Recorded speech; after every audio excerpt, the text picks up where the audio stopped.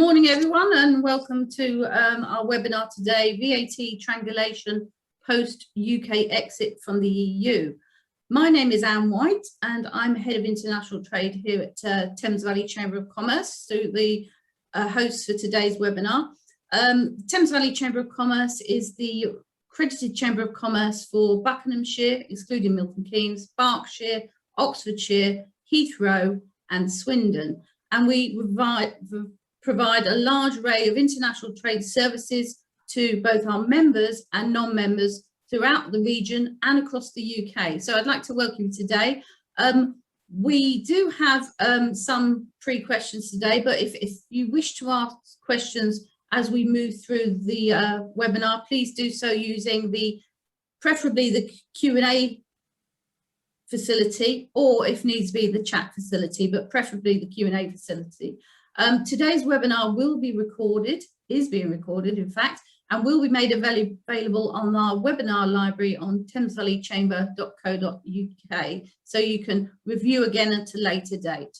So I'm just for technology purposes, sometimes my internet plays up a bit, so I'm going to turn my camera off. So thank you. So today's webinar, the information of today's webinar, the UK's exit from the EU has led to a wide range of changes to the way UK businesses trade with Europe. VAT simplification in this area is an area where there has been significant change, where traders must be aware of and adhere to. VAT triangulation rules used by UK businesses trading with multiple EU countries has become more complex. Today, we will provide a brief overview on VAT triangulation, the changes to it for UK businesses post-Brexit, and the effective use and the pitfalls of not using it correctly. Our presenter today is Stephen McCrindle. Steve is a VAT and customs partner at Haynes Watts Chartered Accountants, where he's worked for 11 years. Prior to this, he was a director at EY and then a partner at RSM. He is also global chair of indirect taxes at Geneva Group International, one of the largest alliance networks of accounting firms globally. His team advises on UK VAT and international trade and customs. That said, although his position within GGI, he has a global team of approximately 160 indirect tax consultants situated in approximately 112 countries around the world. So without further ado, I will hand over to Steve, and he's going to go through his presentation. Thank you, Steve. Thank you, Anne. As Anne indicated, this session today is solely about triangulation within the EU. Could I have the next slide, please? The funny thing about triangulation is, since it was first introduced as a simplification in the EU, people in my trade, in the VAT consulting world, have always referred to it as strangulation, and for good reasons. It is not the most straightforward of topics, and indeed, now that we have exited from the EU, with effect from the 1st of January this year, it isn't something that is automatically available to businesses within the UK, or should I rather refer to it as GB. That said, I'll take you on a tour of where we are now with triangulation within the EU, and I will try to keep it simple.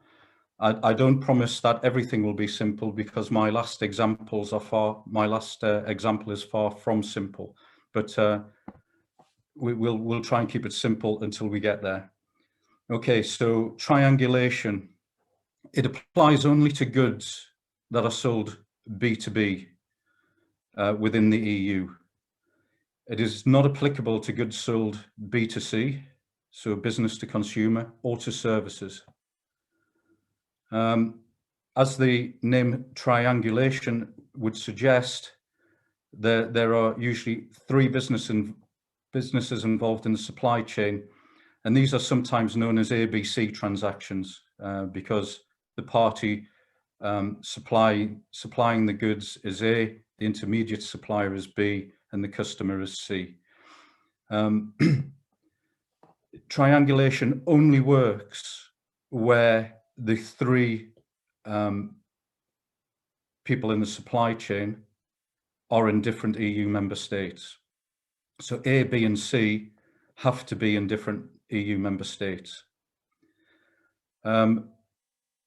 Typically, the goods are shipped from A to C, and the invoice goes from A to B to C.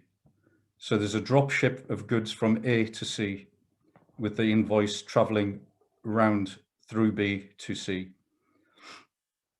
B is the intermediate supplier and will usually either be a principal, so he's entered into the contract as a principal, or as an undisclosed agent. And the thing about undisclosed agents in the VAT world is they are treated exactly like a principal. So invoicing would, even if B is an agent, the invoicing would be from A to B and then from B to C. Ostensibly, B has an obligation to register for VAT either in the EU member state of the dispatch of the goods, so in the EU member state of A, or the member state of arrival of the goods, so in the member state of C. However, triangulation works, as I said, it's a simplification. It works to allow B to refrain from doing either. So it doesn't have to register for VAT in the member state of A or the member state of C. But it does have, as I said earlier, it does have to register for VAT in a different member state to A and C for triangulation to work. And the beauty of the simplification is it doesn't have to register in A or C's member state. It does not have to charge VAT. It won't incur VAT on the transaction, and it won't have to charge it on the transaction. There are invoicing requirements and obligations, but they're fairly straightforward. And the fact that there has been triangulation is indicated on the EC sales list of the member state in which B is registered. Next slide, please. And here is a diagram of a typical supply chain. So as you see, it's an ABC transaction. And in this example, A is in France, B is in Sweden, and C is in Germany. And as you can see, the goods go direct from A to C, so from France to Germany, but the invoices travel A to B and then B to C. So that is a standard, typical triangular transaction. And now you see where it gets its triangulation name and the ABC moniker. Next slide, please. So we're no longer an EU member state here in the UK. So triangulation ostensibly doesn't work for the UK since the 1st of January. A GB VAT registration cannot now be party to EU triangulation and enjoy the simplification. GB is England, Scotland, Wales, and effectively the Isle of Man. It is not the same as the UK because it doesn't include Northern Ireland. Where there is a quirk with triangulation for UK businesses is that the Northern Ireland Protocol kicks in. So as some of you will be aware, but for those that aren't, Northern Ireland wears two hats. It wears a UK hat and it wears an EU hat. And when it wears its EU hat, it's referred to as a prefix, like England, Scotland, Wales has GB as its prefix. Northern Ireland is referred to as XI. So when a Northern Ireland business wears its EU hat, it will have an XI VAT registration or a VAT ID under the Northern Ireland Protocol. And this is deemed to be an EU VAT registered business. And it will appear on the EU VISE VAT number checker. So any EU customer looking for an EU VAT number will see an XI VAT number on VISE and know it's a Northern Ireland Protocol registered business. So the only way that a UK business would be involved in triangulation as a ostensibly a UK based business is if it had a connection in some way with Northern Ireland. To get an XI VAT registration or a VAT ID, you actually have to apply for it. There's an application process, application or notification process. And the application, just out of interest, the application notification is made to HMRC, would you believe? Okay, so that's a bit of background on how the UK now is connected with VISE, only in a very small way through Northern Ireland. I think it's best now that we move on to what we're seeing on the ground and what is affecting UK businesses. So I'll have to stop saying UK and remember to say GB. So a GB business, that is B in an ABC transaction chain. So it's in the middle of a transaction chain where the goods always remain in the EU. So A is in the EU, B is in the EU, the goods always therefore remain in the EU, but the GB business has got involved in the transaction chain as party B. If it seeks to rely on its GB VAT registration number, that would be folly because it can't. Its GB VAT registration number no longer means anything at all within the EU. So it would ostensibly not be able to get involved in a triangular transaction chain. And what will happen if it can't provide an EU VAT registration number of a third member state? It will get charged EU VAT by party A. And the worst part of that is that there's no mechanism for the GB business to recover the EU VAT it's been charged by A. Because what will happen if it submits a mutual recovery claim is that the EU member state where VAT was charged, A, will say, but you should have been VAT registered in the EU. So you can't claim by this mechanism.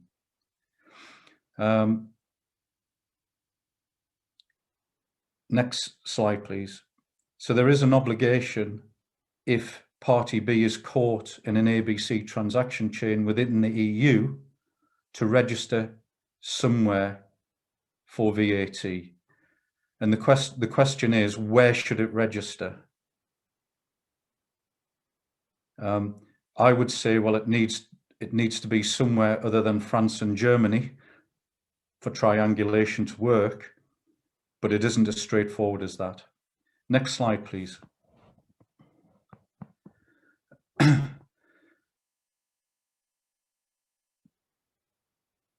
What it needs to do is look at the sophistication of where it should register. Is that party B needs to look at where most of its EU suppliers are based, where most of its EU customers are based, yeah, and then try and avoid registering in those member states, because what it doesn't want to do is create a nexus with any particular member state with which it already trades, because if it does, it's going to be charged VAT within that member state. So in the example, if you remember it, party A was France. If it registered in France, it'll be ostensibly charged VAT by the supplier in France. If it registers in Germany in that example, it's going to have to charge VAT to the German customer. So it wants to register somewhere other than where its party A's and its party B's are based. So try and avoid that. Of interest, and I think this is of interest to a lot of people on this meeting, is that this does not just affect third-party transactions. It affects intercompany transactions as well. And the difficulty here is that a lot of UK businesses, prior to our exit from the EU from effective 1st of January this year, would have been able to make deemed supplies of their own goods from the UK to somewhere in the EU. And it no longer can. There is no longer a deeming provision for GB businesses. So a GB business can't necessarily register in the EU member state of the arrival of goods. Yeah, because there's no deeming provision there. So the planning we do around this to get round these issues is, first of all, this is the way I work. I always consider whether the Northern Ireland Protocol can be used as an XI VAT ID obtained from HMRC, and there would have to be an XI AORI number as well if you didn't already have an EU-based AORI number.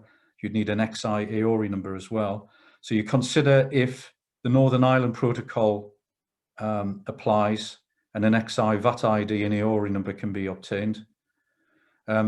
This will most likely be yes if you keep stock in or transport stock through Northern Ireland that is destined for the EU, or you have customers in Northern Ireland.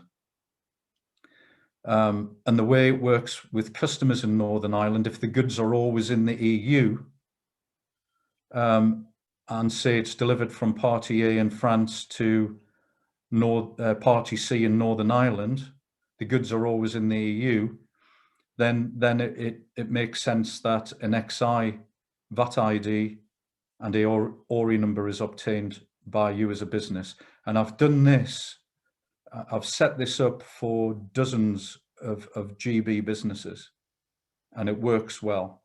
So that is the easy win. That is a fairly simple process.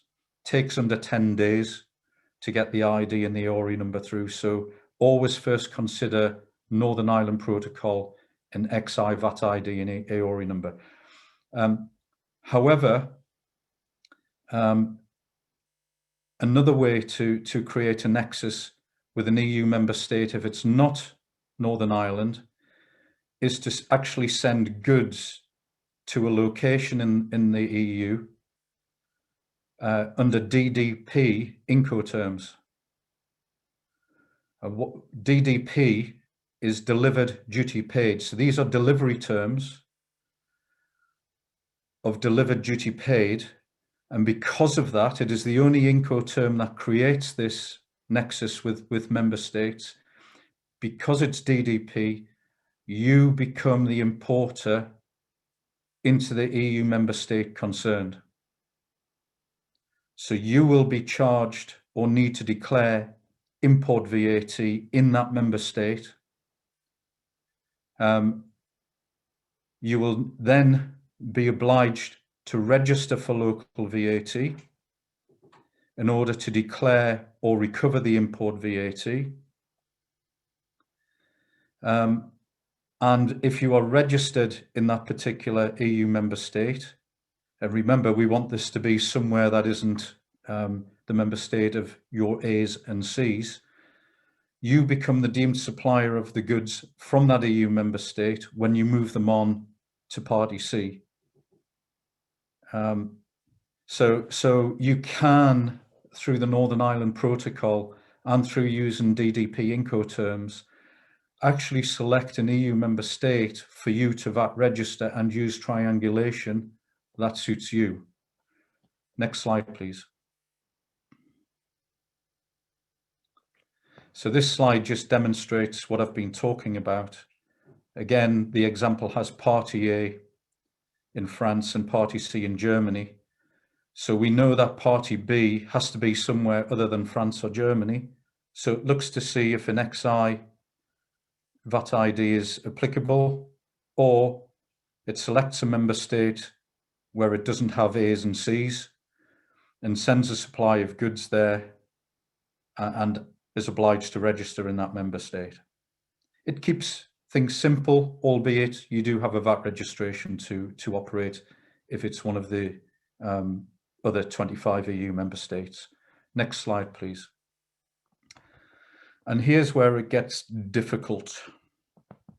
I was referred a new client by a government department, which shall remain nameless, where there was a GB business, which I've called UK on this slide, who had 3 steps to the transaction chain.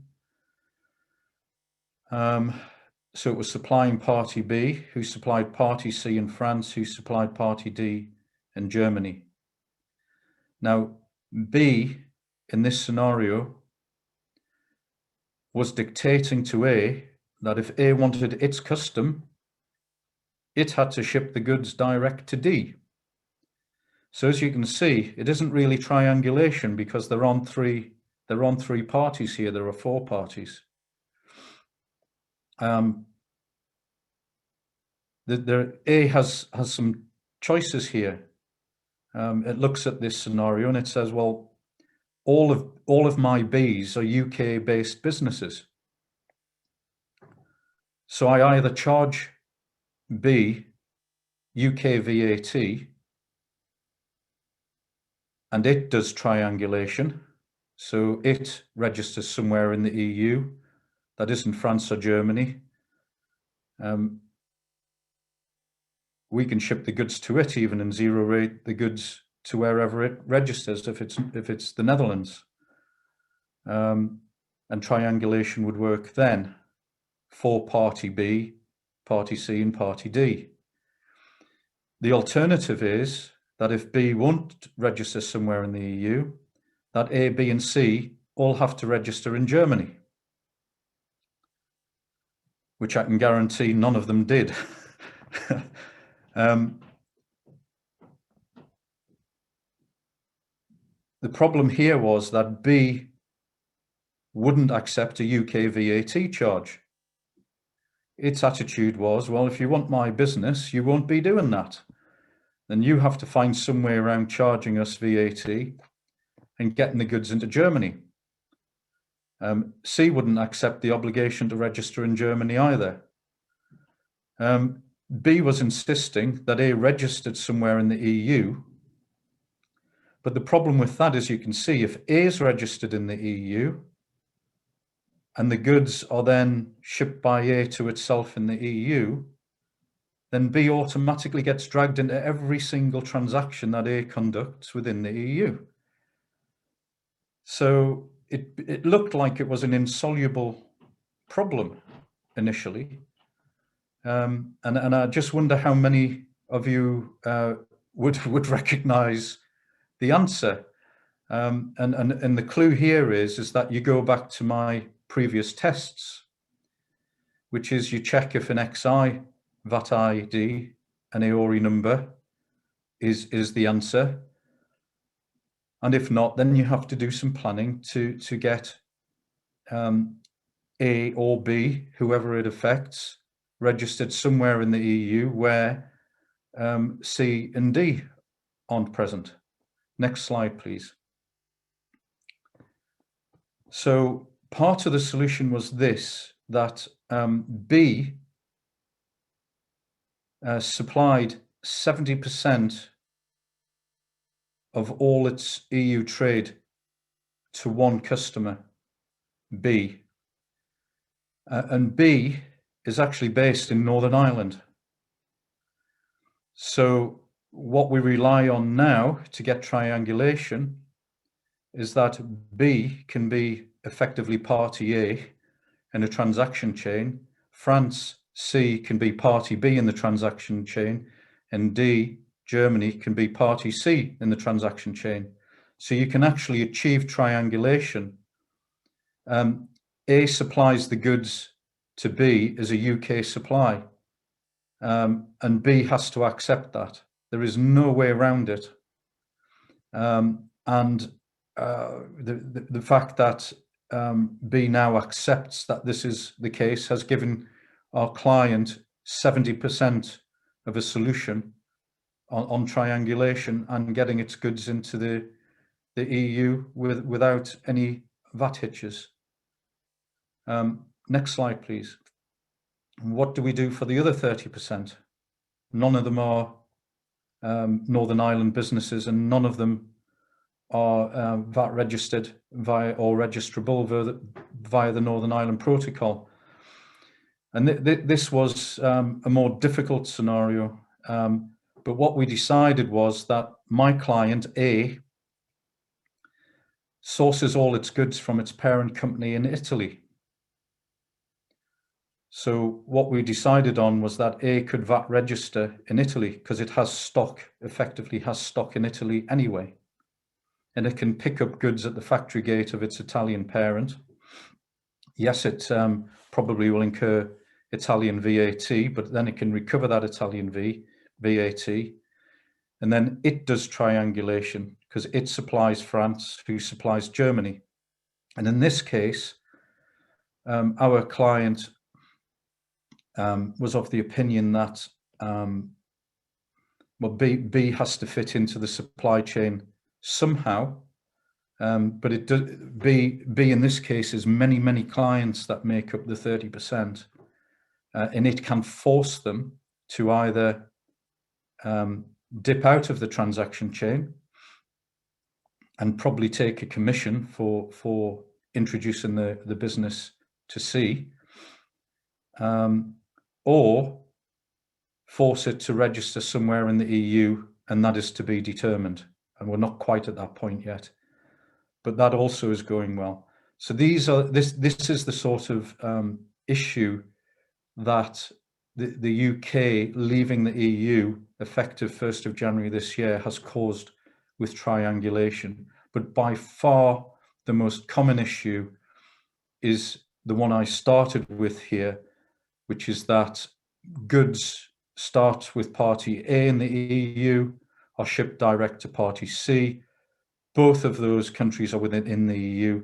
The goods are always within the EU, and the GB business has to register somewhere in the EU because those goods it effectively obtains title to and then supplies title on within the EU. The goods never leave the EU, they're never in the UK, so it has to register in the EU. Next slide, please. And that brings me to the end of the presentation. However, it's now the Q&A session, the question and answer session. Yes, so I'm happy to take questions. Yeah, thank you, Steve. Questions have been coming in, as you can imagine.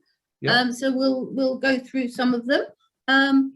Somebody's asked, there's a few in the chat and a few on the questions. So my business has a Belfast branch since January and an associated XI VAT number. The question is, when I get my supplier in Germany to send goods directly to my customer in Malta, am I correct ordering in Germany with my Belfast address rather than my Bucks address, and the invoice in Germany, NI Malta, remains VAT free? The easy answer to that is you can use your XI VAT ID. Yes, you will also you shouldn't need an AORI number in that scenario.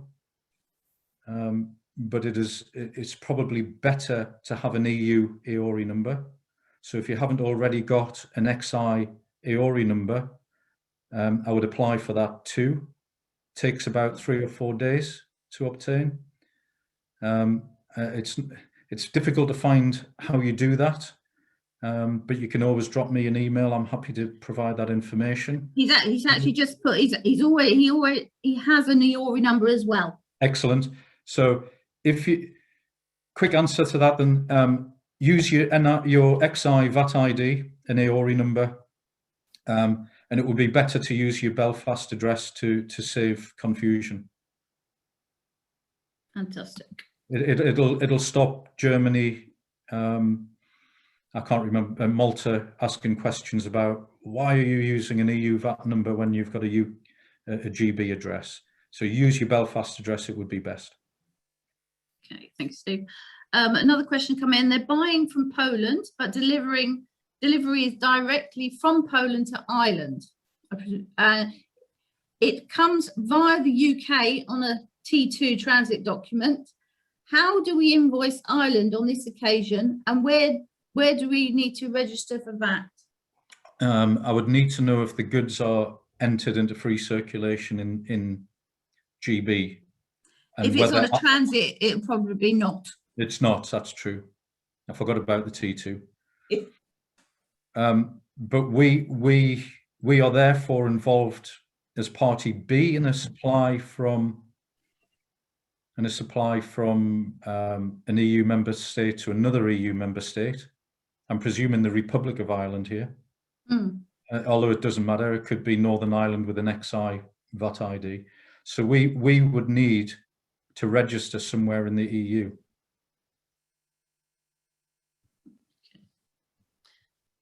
Fantastic. Another question, when you register in another country for VAT, obviously, do you then have to file returns in that country in addition to the returns you have filed for your UK registration? Yes. So a bit more to do in that case then. Yeah.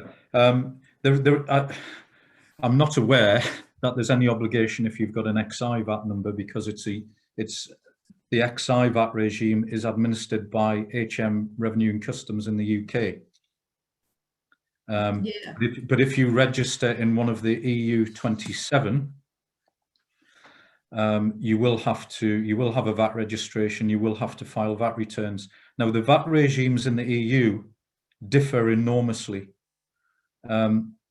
Republic of Ireland has got a VAT regime very similar to the UK, but a lot of EU member states, you have to appoint a fiscal representative to file your VAT returns, and sometimes to use their VAT number when invoicing your customers. So all to be investigated. The Netherlands has got a good VAT regime, but you do need a fiscal rep there to get the best out of their VAT regime. The same with Belgium.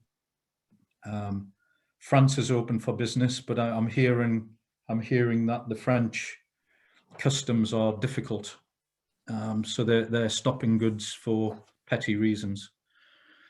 So whether people want to use France practically is another question.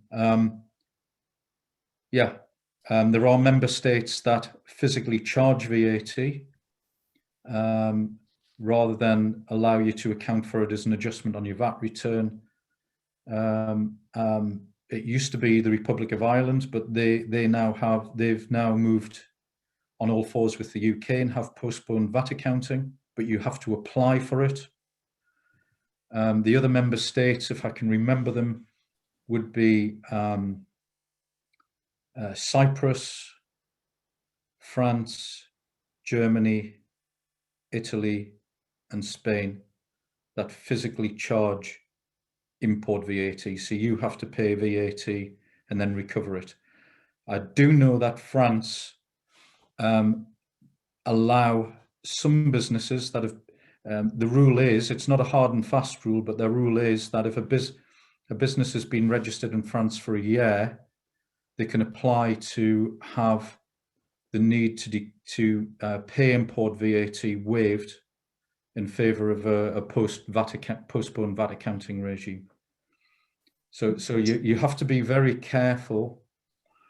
Not only do you have to avoid registering where you have your A's and C's, but you need to avoid onerous VAT regimes as well. Fantastic. So obviously a lot of this is dependent on the situation with the Northern Ireland Protocol, and we all know what's happening with the Northern Ireland Protocol. Do you think all these, let's say, discussions which seem to be not getting anywhere at the moment, do you think anything, do you think the VAT situation will just stay the same regardless? It's crystal ball gazing, Anne, but I was presenting at one of our GGI events in was the World Conference in Thailand in 2016, and it was only a few months after the UK decided on Brexit. And I was asked questions about what I thought to Brexit and what would happen. And I didn't really have a clue, but I said two things. One is if we leave Brexit to politicians rather than putting it in the hands of business people, it'll be a nightmare. And I think that was proved right when our previous Prime Minister was trying to get a deal with the EU, and then she and Boris Johnson were trying to get the deal that was eventually made through the Houses of Parliament. So that was right. And the other thing I said was that I could see Northern Ireland being a real powder keg, a real issue. And I think Northern Ireland remains a real issue, not because of the VAT regime, but because of the politics in Northern Ireland. I can't foresee that the border between Northern Ireland and the Republic of Ireland will ever be a hard border. That doesn't mean the Northern Ireland Protocol as it exists now will remain in place. It's supposed to remain in place for 5 years, including this year. If there's a political will in the UK and the EU, it will remain in place for that length of time. But there could well be some renegotiation. But I don't ever foresee there being a hard border between Northern Ireland and the Republic of Ireland. Fantastic. So we've got a few more questions coming in. The organisation deliver goods. If you deliver goods to a country in the EU and then you get charged EU VAT, can you claim it on your VAT return, or is that ended with did that end with Brexit? Right. Well, I must reiterate that one of the first things I said, I'm only talking B2B here. I'm not talking B2C. So on the basis that we're talking B2B about all these transactions, you've moved goods into the EU, you've been charged import VAT, you must have moved those goods DDP, or your carrier or customs agent has entered them as DDP, delivered duty paid. Some member states will allow you to make a mutual recovery claim, which is now a 13th directive claim, a paper claim to that member state. And some member states will insist that you VAT register in that member state. And I would say that the latter is the more likely scenario. If you are importing goods DDP into an EU member state, you're effectively passing title to yourself in another EU member state, from which you then make the supply of goods. Yeah, fantastic. Another question, the company, they've already purchased goods and already paid for prior to Brexit, which are currently stored in Latvia. They're now having them gradually delivered to customers in France. What could be the implication? How do you avoid any VAT implications, or what do they need to do? So basically, they've pre-purchased goods stored in Latvia, now gradually over time delivering to customers in France. How does triangulation come in? They're obviously I suspect there must be invoicing the customer directly. Well, yes, I'd want to know more about the transactions, I think, Anne, but okay. If the goods were shipped into Latvia before the 1st of January, the goods are effectively in free circulation within the EU already. But the question then arises, how are you going to invoice those goods to your customers if they haven't already been invoiced? So that's one for further thought, further information. We can obviously make a connection there with that organisation for you, Steve, so you can talk to them a bit more about that. I mean, moving goods before the 1st of January was a smart move if you needed stock in the EU and you could afford to put the stock in the EU. Great move. We didn't know at that time whether there was going to be, I think it was the 24th of December or something like that, before there was an agreement with the EU. So up until that point, until the TCA was put in place, it was thought there would be customs duty charged. So moving goods in the EU, smart, very smart. But how do you then sell them if you haven't got an EU VAT registration? Yeah, that bit needs a bit of getting hands dirty and a bit of thought. It's probably easily solvable, but I wouldn't want to give an answer over this. Yep, that's very wise, very wise. There's a couple of come in which I think I'll refer to you at a later date, because they're a bit more complex. So yeah, so we have another question that came in prior to the webinar. A company, they purchasing products manufactured in Italy, which was shipped directly to Austria via road. Since exiting the EU, their Italian supplier has charged them local VAT, has been charged local VAT, which they're obviously passing on to the UK business. Is there a way they can direct ship from Italy to Austria and avoid paying VAT on the goods without having to register for the VAT? Well, this is the main issue, because I'm assuming here that we are party B in a ABC transaction chain, and we only have a GB VAT registration number, which doesn't work for triangulation purposes. So we need to register somewhere in the EU, either Northern Ireland Protocol route or somewhere else. And if we have an XI VAT ID or an EU VAT number, we can use triangulation. So Italy, being party A, would say to us, give us your EU VAT number. We would provide our EU VAT number. And when we supply on to the customer in Austria, we would put our EU VAT number on our sales invoice to the customer in Austria. We would then use we would be the party B in a triangular transaction. Italy wouldn't charge us Italian VAT, and we wouldn't have to charge VAT to Austria.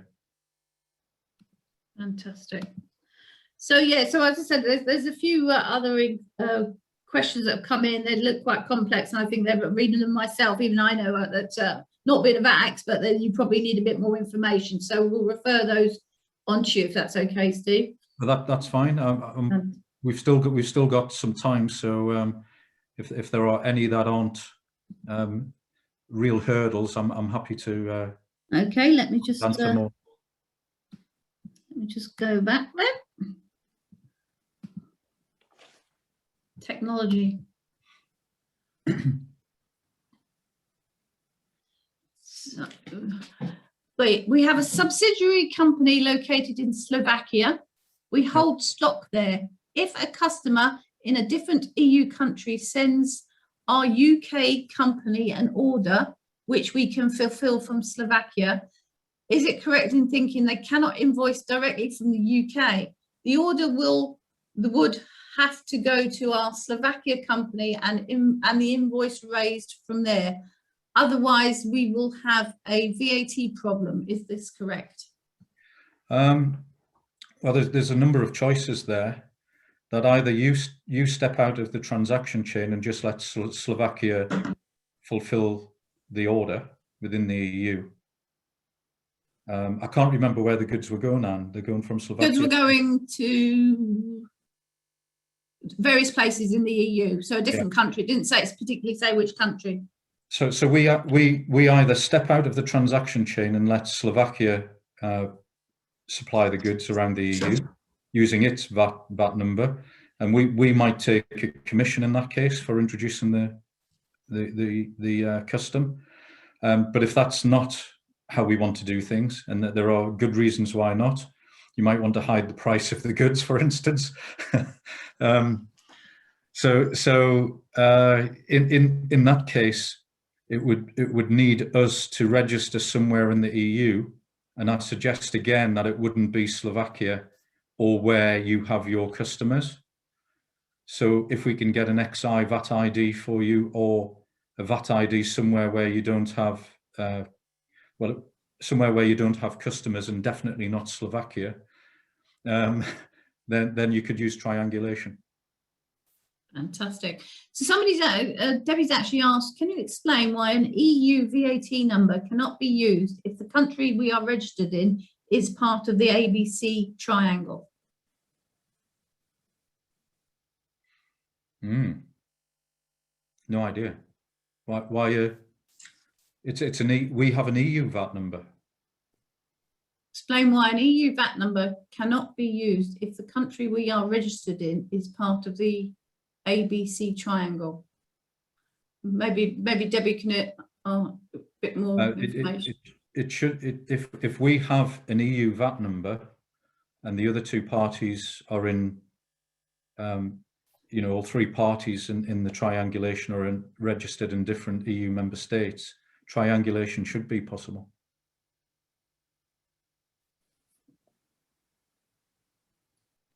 Fantastic. I think there's something that doesn't meet the eye there. There's something we don't. Yeah, maybe the question's just been we're not getting everything from the question. Yes. Just one of the delegates is just mentioning everyone should be aware that if the ERP system in Europe, such as SAP, if it is the ERP system in Europe, such as SAP, that would automatically add VAT when a VAT registration number starts with GB. In addition to our NI address and our XI VAT registration, we can also open a separate bank account that is different to the one associated with our GB address. Yep. Otherwise, the ERP system would not accept us as two different customers, yep, one in GB and one in NI.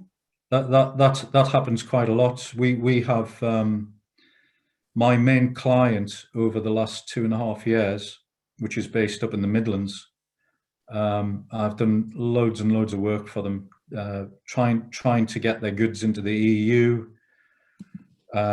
make sure there's a good customer experience so that the goods move quickly.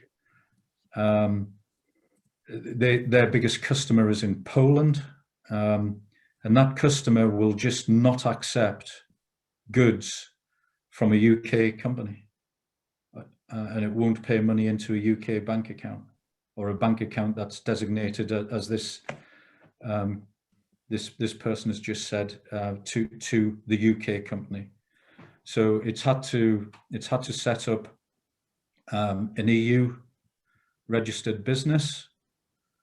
It's had to set up a bank account that is different to its UK bank account. It's had to set up various methods of getting goods into the EU, cross-docking, using special transaction flows through certain couriers, etc. Single point of entry into the EU rather than trying to go to each member state and having to register in each member state. So yes, these things happen, and the person that wrote that, it's very sensible advice. Well, thank you for that, Steve. So thank you, Steve, for the information. As I said, there are lots of interested parties and lots of information there on VAT. I've learned a bit today. I'm not an expert on VAT, but I've picked up a good few number of things. So thank you as ever, spot on. And as I said, we will send out a copy of the link to the webinar and also copies of the presentation. You will receive a email with that link, those links to you either later today or tomorrow to all the delegates. So thank you. So I'm now just going to mention a couple of blatant plugs on behalf of the chamber, because otherwise, that's what we're here for as well. I mentioned earlier that we have our webinars are all stored within our webinar library on our website. So on the right hand side of the page, thamesvalleychamber.co.uk, You can see that there's a number of webinars that have already happened. Please feel free to go in and look at those webinars and any that take your fancy on a wide variety, not just trade, on all aspects of business. And also on the left-hand side of the screen, you'll see our events website. We've got lots of events continually throughout the chamber, lots of training courses, events happening, many of which are sold out at the moment. So so there's a huge interest on everything. Steve mentioned obviously Incoterms earlier. You see there's a Incoterms course we're running, which is sold out, as other special procedures such as inward outward processing. But there's a number of events, whether it be international trade focused or other business focused events on our website. Thank you, Malin. Next slide. And finally, I just wanted to mention, primarily the Chamber of Commerce is a membership organisation. So we are aware that businesses that trade globally, like yourselves, everyone on this webinar, have different challenges and different decisions to make. So we have a specific global membership, which is designed specifically to help you to overcome those challenges, facilitate introductions and improve efficiency and assist growth in all aspects of whether you be a global trading business or a foreign business, foreign-owned company within the UK. It has a wide range of services, including some consultancy services, extra discounts on other services such as training, as well as access obviously to the webinars. We will go to our global members on various policy issues. So there's, so there's a lot going on. So if you're interested in global membership, please do go onto the website, or don't hesitate to contact us here at the Chamber. So this is me. So if anyone needs to contact the Chamber of Commerce on anything trade, please, you have my details there. I would like to finally just thank everyone for attending today. And I'd like to thank Steve again for his comprehensive presentation as ever.